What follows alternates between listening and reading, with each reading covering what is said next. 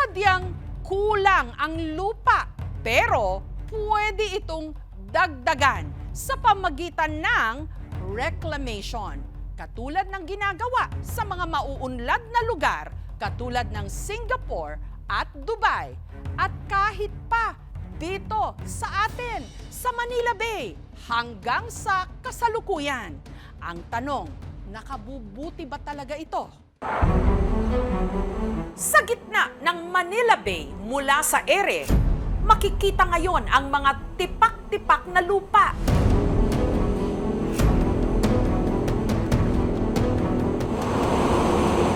Pumapailan lang ang ingay ng naglalakihang dredgers.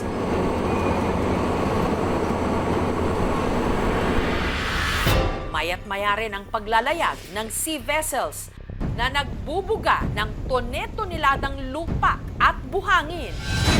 Ayan o, ang itim ng binubuga o. Bumubuo ng parang mga bundok sa laot na sa malamang babago ng tuluyan sa hugis at forma ng tanyag na Manila Bay. Sa mga tinabunang bahagi kasi sa reclamation area na ito, uusbong ang isa pa raw modernong syudad. Pero ang mga parang naitutulak sa paggalaw ng tubig at ng lupa sa palibot ng Manila Bay, umaalma. Sana bigyan naman nila kami ng puwang dyan sa pinaghahanap buhayan namin. Huwag nilang tambakan lahat. Apektado kasi ang kanilang hanap buhay. Wala na po talagang mahuli. Lang po isang pirasong dana lang. Pero ang kanila kayang mga pagtutol at reklamo napapakinggan o natatabunan lang.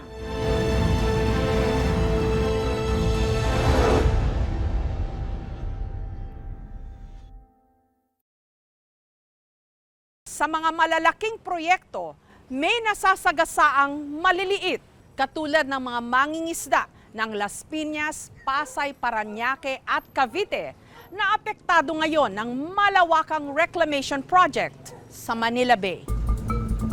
Isa sa mga mangingisdang apektado, si Cavic mula Las Piñas City. Sa loob ng halos 4 na dekada, nakasanayan na raw niyang manghuli sa dagat. Ayun o, yun na yung nagtatambak ko. Pero mula raw nung sinimulan ang panibagong reclamation sa Manila Bay, pinagbawalan na raw silang mangisda doon. Sobra-sobra po ang epekto sa amin ng reclamation. Unang-una po yung aming kabuhayan. Halos maglugaw na lang kami kasi wala na. Kumbaga sa ano yung grasyang dumadalo dito sa amin, wala na. Natabunan na Opo, natabunan na po. hanap buhay. Opo, natabunan na po. Anong tawag ho dito? Ito po yung tinatawag natin na saprahan, ma'am. Parang fish pen ho yan? Parang yung fish trap po tawagin yung fish trap. fish trap. Yung akin po, mayroon pa naman ako isa. Pero nung mga nakaraanan nun, 3 sapra po yung nagiba sa akin. Bakit ho daw giniba? Sabi nila, bawal daw po kami doon. Marami silang dahilan. Pero ako, para sa akin talaga, yung reclamation talaga, yan talagang dahilan. Kaya kami tinanggal doon sa lugar na yun. Para makarami ng huli, nagtayo noon si Vic ng 4 na saprahan kung tawagin, gawa sa kawayan. Meron itong generator para may pailaw sa gabi na pang-akit ng mga isda, lambat sa ilalim. Pero dahil daw sa isinasagawang reclamation project ngayon, ang ilan sa mga saprahan ni Vic, binaklas.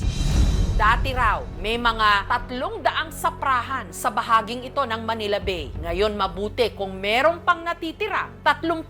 Dati, 6 na banyera ng dilis ang estimate ni Cavic na nakukuha nila pagka pumunta sila sa kanilang saprahan. Ngayon, 3. Swerte na raw kung nakakatatlo sila.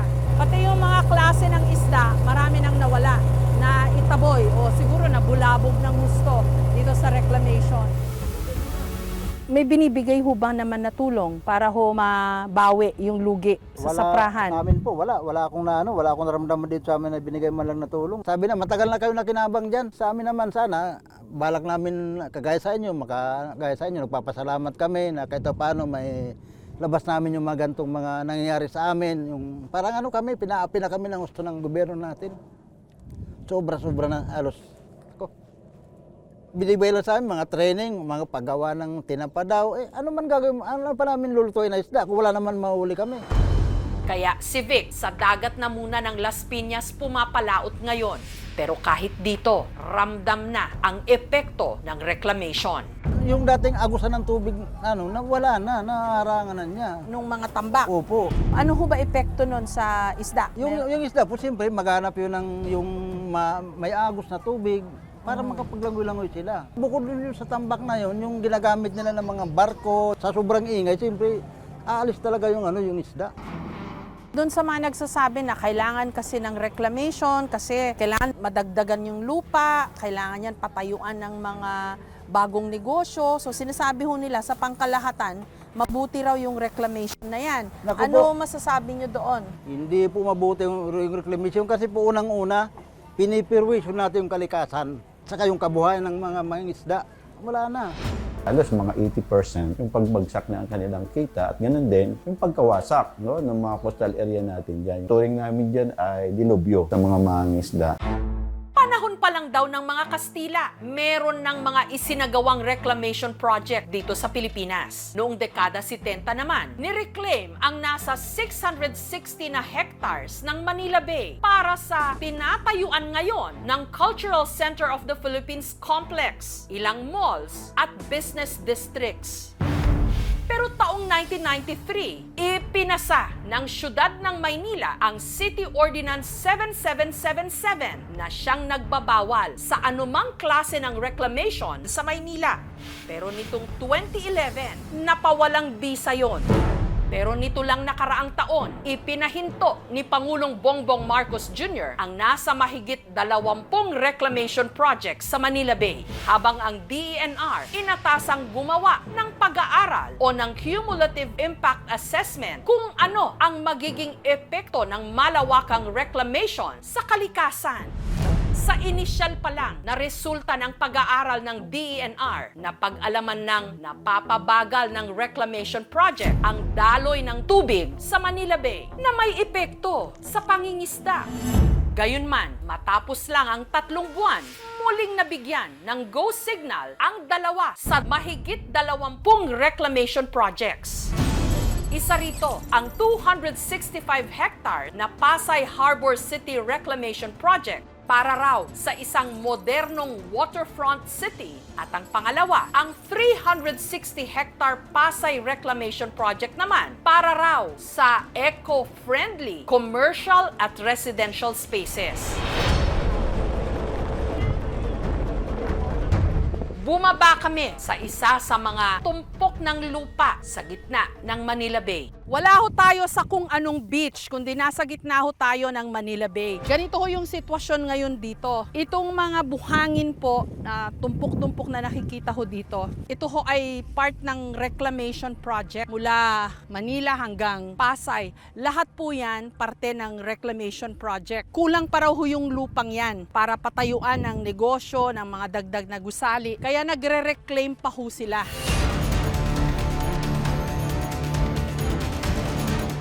Ang problema, nadadagdagan nga yung lupa, pero lumiliit naman yung dagat. Paano na yung kalikasan? Paano na yung usapin tungkol sa pagbaha, yung climate change? Paano rin yung kabuhayan ng mga mangingisda? Manila Bay is a rich sardine spawning ground. It used to be in the top 10 fishing grounds in the country. Rich siya na ecosystem. Sa reclamation, ito yung corals, seagrass, mangrove sisirain. Ito yung sinasabi na nursery ng ating mga isda. Paano sila lalaki? Sinisira na yung kanilang habitat. Nag-aalala rin si Magdalena kung paano niya maitatawid ang pang-araw-araw, lalo't pareho silang unti-unting nawawala ng hanap buhay ng kanyang mister. Natambakan na yung dati namin tinatayuan ng mga fish pen. Ngayon, umurong kami dito sa Tagiliran. Yung galing Pasig na agos, hindi na nakakadiretso sa amin. Nag-iba ho yung agos, Opo. yung daloy po ng agos Oo. ng dagat. Opo. Kasi naharang na po ng reclamation. Dinulog niyo ho ba to sa sa munisipyo? Bigay naman sila ng mga training, Training para saan daw ho? kakapitan ng tahong. Ang tahong naman po ma'am, 1 to 8 months Bago lumaki. bago lumaki. Mag-antay pa kami ng 8 months bago kami maghango, bago kami kumain. Anong nakikita niyo hong solusyon? Hindi naman namin kayang tutulan yata yung reclamation na yan. Tuloy-tuloy na siguro yan. Dagdag problema pa ang iniindang sakit ng kanyang asawa. Inatake siya sa high blood, stress doon sa ng mga saprahan namin na sinira. Sana bigyan naman nila kami ng puwang dyan sa pinaghahanap buhayan namin. Huwag nilang tambakan lahat. Kasi kung tatanungin ho siguro sila, sabihin nila, kasi kailangan ng madagdagan yung lupa para sa kaunlaran. Para lang din naman sa mga mayayaman, sana wag nang sakupin yung pinaghahanap buhayan namin. Kami rin naman ang nagdadala ng pagkain sa mga mayayaman. Galing po sa amin ang mga isda na iluluto nyo, ihahain nyo. Hindi kami ang nagbabaklas, hindi kami ang sumisira kasi kasama namin sila sa hanap buhay. Kasi may nakakarating din po sa amin na ibang agency po ang involved diyan. Lahat po ng illegal structure na within sa Manila Bay na walang permit is categorized as illegal by Supreme Court decision na bawal yung mga walang permit. Kaya nga sinasabi na kasabayan ng reclamation, nabigyan kasi ang reclamation noong 2020, baka sinasama lang nila sa issue. Ang ibang naapektuhan ng kabuhayan dahil sa reklamasyon ngayon, inirelocate gaya ng mangingisdang si Jeffrey mula Parañaque. Pumayag naman ako kasi kailangan nila ang kalsada. Ilipat kami sa Cavite, may 18,000. Ito, napupuno namin alimasag, isda. Ngayon, kalahati, dito na lang. Minsan wala. Dahil wala raw siyang mahanap na trabaho sa bagong pinaglipatan sa kanila, walang nagawa si Jeffrey, kundi bumalik din sa Parañaque. Pero dahil na-demolish na ang dati nilang tirahan, nagkakasya na lang sila ngayon sa kanilang floating house sa gitna ng laot. Walang sahig, kawayan lang, mga lubak-lubak pa. Pero pagtsatsaga namin, wala kaming pangbili. Yung paglalaban nga sana namin dito ang aming kinukuha ng pagbuhay. Kaya lang sa gobyerno yun, wala tayong magawa. Kilalang geologist na si Professor Kelvin Rodolfo, Professor Emeritus sa Earth and Environmental Sciences sa University of Illinois sa Amerika, nagsagawa ng pag-aaral tungkol sa epekto ng reclamation projects sa Manila Bay. At ayon sa kanyang pag-aaral, ang reclamation lalo lamang magdudulot ng pagbaha. Bababa ang level ng lupa. Pwede ring gumuho ang lupa, kaya't napaka-delikado. Dati hindi kami binaba dito. Pero nung magtambak dyan, talagang binaba na kami. Kasi kung halimbawa po, yung dagat po natin ay isang banyerang tubig. Yung isang punong banyerang tubig, lagyan po natin ng bato sa gitna na yan. Tingnan po natin, di ba, apaw yun. Ganun po ang nangyayari ngayon. There was a survey conducted by JICA a long time ago na sinasabing hindi talaga feasible na mag-reclamation sa Manila Bay kasi napaka-narrow ng daanan ng tubig. So takpan mo yan, magbaha talaga. It's not a force of nature. It's because of this man-made, humanity-induced pressures that we are doing. And there will be more. Kinuha namin ang panig ng ahensya ng gobyerno na nangangasiwa sa reclamation projects, ang PRA o ang Philippine Reclamation Authority. Attorney Literal, pakipaliwanag nga, bakit kailangan tabunan yung dagat para gumawa ng lupa? Ma'am Jessica, kasi ang rason talaga dahilan sa tulad po dito sa Manila Bay, congested na eh. Kulang na ng area, kulang ng land, ng real estate, and also yung urban sprawl. Kasi bukod doon sa limited space, dumadami yung mga tao. We need space, we need economic movement. Ang problema ho, may mga iba ho yatang mga nagiging epekto itong reclamation projects. Una ho sa kalikasan. Paano ho ba yun? Kaya nga po, isa ho doon sa mga requirements ng PRA ay dapat meron po silang maipresentang Environmental Compliance Certificate from the Environmental Management Bureau and also the area clearance na ini-issue naman po ng Secretary ng DNR. Pero in principle, attorney, hindi ba pag kumuha ka ng lupa mula sa ibang lugar or bubulabugin mo yung dagat para sipsipin mo yung buhangin doon para gawing lupa, para tabunan yung dagat, in itself, may remedyo ho ba yun para sa kalikasan? Ang nire-require po ng batas po is yung remediation at yung bababain yung impact. Kaya po yung ECC naman po, hindi naman ho sinasabing may replacement. Ang sinasabi lang po ito yung mga kondisyones para mabawasan or mamitigate yung impact ng activity sa environment. Tulad ho, kung naghukay ka ng lupa, ang remedyo lang ho doon is ibalak mo. May sinasabi po kasi yung mga mangingisda na yung daloy daw ng tubig na apektuhan nitong reclamation, na wala yung mga similya po ng tahong, talaba, yung mga ilang klase po ng isda na dati nahuhuli nila, hindi na raw ho nila nakikita ngayon. Mukhang nabulabog o naitaboy ho yung mga isda. Resulta po nitong reclamation. Siyempre yung activity ho ng pagkuha ng buhangin, makaka-disperse ho ng mga isda. After a while, dapat ma-rehabilitate mo yung area na pwede kang gumawa ng mga artificial reefs, tsaka magpa-plant ka ng mangroves. Pero meron po kaming mga nakausap po kasing mangingisda na wala daw ho sila gaanong natanggap ng ayuda. Talagang bumagsak yung kanilang kabuhayan. Paano kaya nila maitatawid yung araw-araw ho nilang buhay kung lubha po silang naapektuhan itong ongoing na reclamation? Mabuti ho na banggit nyo yan, Ma'am Jessica. We will sit down with the LGU and also the proponent kung anong pwedeng maihatid na tulong para ma-bridge po yung loss of income. Largely ho, they feel alienated by this whole project, itong reclamation, na nakikita nila yung mga building na magaganda. Sabi ho nila, dati nangingisda kami dyan. Ano ho naging benepisyo ho sa amin? Bibigyan mo sila ng new opportunities for livelihood. Pero nandun pa rin ho kasi yung side ng mga mangingisda. Ito na yung buhay namin Kailangan namin ituloy ito hanggang sa susunod naming anak, hanggang sa anak namin at apo. So yun po yung dapat namin talagang mapag-harmonize.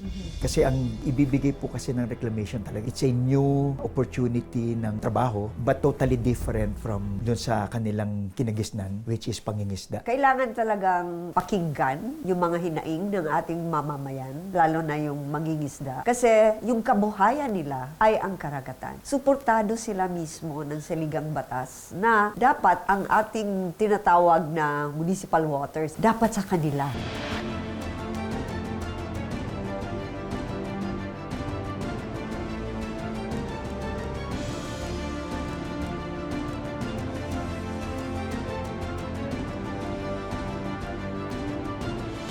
Malayo pa ang tatakbuhin ng malawakang reclamation project ngayon sa Manila Bay. Dadalawa pa lang sa 20 mga proyekto ang isinasagawa ngayon.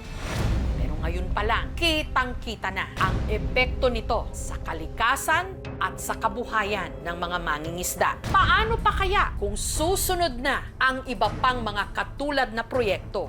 Sana hindi nito tuluyang matabunan ang hinaing ng mga maaapektuhan, kabuhayan at kalikasan.